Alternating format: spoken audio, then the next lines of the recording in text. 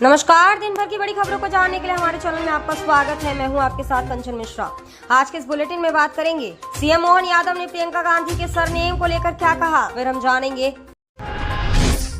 PM Modi ने क्यों कहा कि कांग्रेस को देश से माफी मांगनी चाहिए। साथ ही बात करेंगे जेपी नड्डा ने क्यों कहा कि जहां संगीत गूंजना चाहिए था वहां बम पिस्तौल मिल रहे हैं। बुलेटिन के आखिरी में बात करेंगे बीजेपी नेता के विवादित बयान पर कांग्रेस ने क्या कहा। तमाम खबरों को जानने से पहले आप हमारे चैनल को लाइक और सब्सक्राइब करें। अब बढ़ते हैं सुर्खियों की ओर। जिसने झूठे आरोप लगाए उसी आपके साथ गठबंधन पर अरविंद की सिंह लवली हुए नाराज, छोड़ा कांग्रेस अध्यक्ष का पद। रविंद्र सिंह भाटी और विधायक हरीश चौधरी को मिली धमकी के बाद पुलिस हुई अलर्ट। अपने पति के जेल जाने के बाद कल्पना सोरेन राजनीतिक में भरेंगी अपनी नई उड़ान। पीएम मोदी ने 3 करोड़ पक्के घर का वादा किया, कहा कांग्रेस ने चारों तरफ नेगेटिविटी फैला रखी है। कल से दिल्ली में शुरू होगी नामांकन। इस बार बीजेपी का सामना आम आदमी पार्टी और कांग्रेस मिलकर कर रही है। मणिपुर के 6 पोलिंग बूथ पर मतदान हुआ निरस्त, तोड़ी गई थी ईवीएम और वीवीपैट। 30 अप्रैल को नए सिरे से वोटिंग होगी। संजय सिंह ने क्या कहा, विपक्षी पार्टियों को निशाने पर लेने और उन्हें जेल में डालने से लोकतंत्र मजबूत होगा। गोपालगंज जिले में चुनाव ड्यूटी पर जा रही पुलिस की बस और एक ट्रक की टक्कर से 3 जवानों की मौत और 12 से अधिक लोग हुए घायल।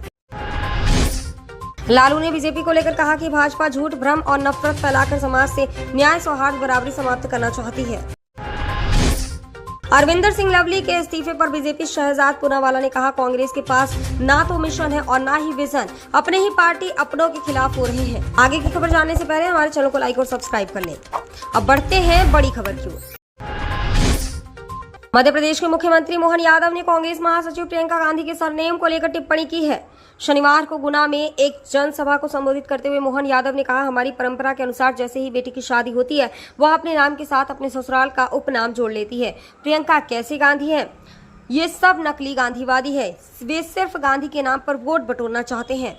वहीं सीएम मोहन यादव ने शनिवार को ग्वालियर लोकसभा प्रत्याशी भारत सिंह कुशवाहा के समर्थन में करैरा और गुना शिवपुरी प्रत्याशी ज्योतिरादित्य सिंधिया के समर्थन में बदरवास में जनसभा को संबोधित किया। उन्होंने कहा कि 7 मई को आपकी अंगुली में सुदर्शन चक्र आ जाएगा और उस सुदर्शन चक्र से कांग्रेस के हाथ का पंजा कट जाना चाहिए। सीएम ने कहा कि यह आपकी और मेरी इज्जत का सवाल है। मुख्यमंत्री ने आगे कहा कि जब देश में मुगल शासन था तब देश के मंदिरों को तोड़ा जा रहा था। उस समय सन 1235 में उज्जैन में सभी मंदिर तोड़ दिए गए। तब यह मंदिर सिर्फ कागजों में रह गए थे, धरातल पर कोई मंदिर नहीं था। उस समय सिंधिया राजवंश के राजाओं ने धर्म की रक्षा के लिए इन मंदिरों की पुनर्स्थापना की थी और सभी त्योहार मनाने, उत्सव मनाने के लिए पर्याप्त धनराशि भी उपलब्ध करवाई थी। पीएम मोदी ने कहा कि वैक्सीन हो या ईवीएम, कांग्रेस ने हमेशा लोगों को गुमराह किया। कांग्रेस नेताओं ने ईवीएम पर झूठ बोला। कांग्रेस ने लोकतंत्र को बदनाम किया। कांग्रेस को देश से माफी मांगनी चाहिए। पीएम मोदी ने आगे राहुल गांधी पर निशाना साधते हुए कहा, कांग्रेस ने चुनाव जीतने के लिए पीएफआई की मदद की। शहजादी ने राजा महाराजाओं का अपमान किया। वायनाड जीतने को कांग्रेस ने पीएफआई की मदद ली। कांग्रेस राजा महाराजाओं का अपमान करती है, मुगलों को शहजादी गाली नहीं देती। पीएम मोदी ने आगे कहा, कांग्रेस आपकी संपत्ति को अपने पसंदीदा वोट बैंक में बांटने की बात करती है। क्या आप अपनी मेहनत की कमाई किसी को दे देना चाहेंगे? क्या आप कांग्रेस को अपना मंगलसूत्र हड़पने देंगे? नहीं। क्या कोई पंजा आपकी संपत्ति लूट सकता है? नहीं। मैं कांग्रेस को सचेत करना चाहता हूं, ये मंसूबे छोड़ो। पीएम मोदी ने आगे कहा, भारत जब आगे बढ़ता है, भारत जब मजबूत होता है तो हर भारतीय खुशहाल होता है। लेकिन कांग्रेस देश हित से इतनी दूर हो गई है, उन्हें बस परिवार हित नजर आता है। उन्हें देश हित की सुविधाएं अच्छी नहीं लग रही हैं। बीजेपी के राष्ट्रीय अध्यक्ष जेपी नड्डा ने संदेश खाली के मुद्दे पर पश्चिम बंगाल की मुख्यमंत्री ममता बनर्जी को एक बार फिर घेरा है।